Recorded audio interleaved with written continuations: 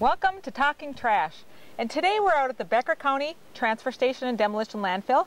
Matt Dretch. Hello. Thanks. We're going to talk about propane tanks today. So how do you get rid of these, Matt? Well, what you want to do is if you have propane tanks, any sizes, you bring them out to the landfill and we'll take them free of charge. We have a depository for them up at the transfer station. It's marked propane tanks, so you can't miss it. These don't go in the trash? They do not go in the trash. A problem with putting them into the trash is that some of them still have propane in them. Okay. And they could... go boom? Right, they could be a bomb or they could be a fire hazard. Once the compactor trucks start to push them together, you know, they could rupture. Yep.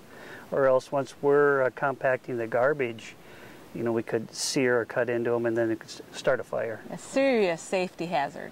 It is. If Both it gets by into the trash. Explosions and or by the fire. Yeah. So tell us about it. What do you do with it when you bring it in? Well, we accept them if they have gas in them or not. Okay. Any kind of a pressure tank we'll take, even the helium tanks or that kind of stuff.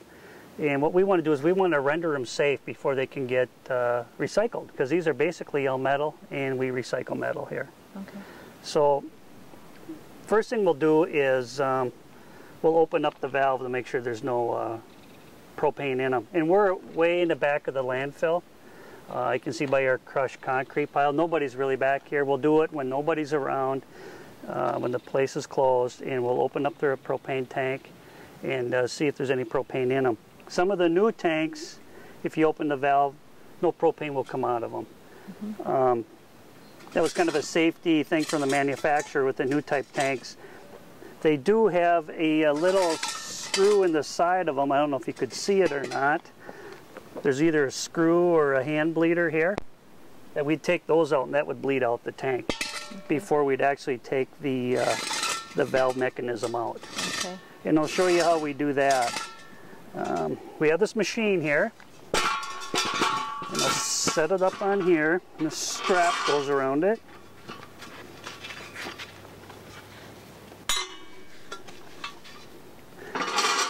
Pretty neat little machine.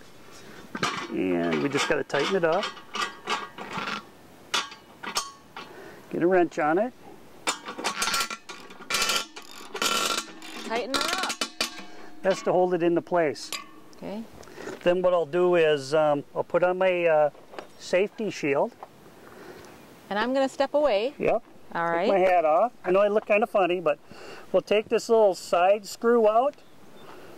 This one you can do by hand. It's actually made out of brass, so we'll save that for our brass pile. And some of them just take a slate blade screwdriver that we'd put in there and take it out. We don't have any Freon coming out of it now, or I mean propane coming out of it now.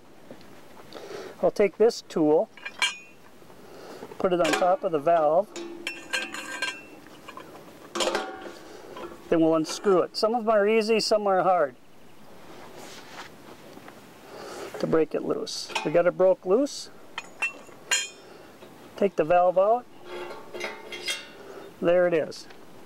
And what we have here is this part of the tank can be recycled also.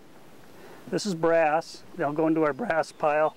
Then we can take the end off, which is just basically like a pewter type metal, and that will go into our metal pile. By our pile here, so we have done a few of them so far. So. And then what happens with that? What happens with this is, for the metal recyclers, they still don't want to take a tank that looks like it's fully functional.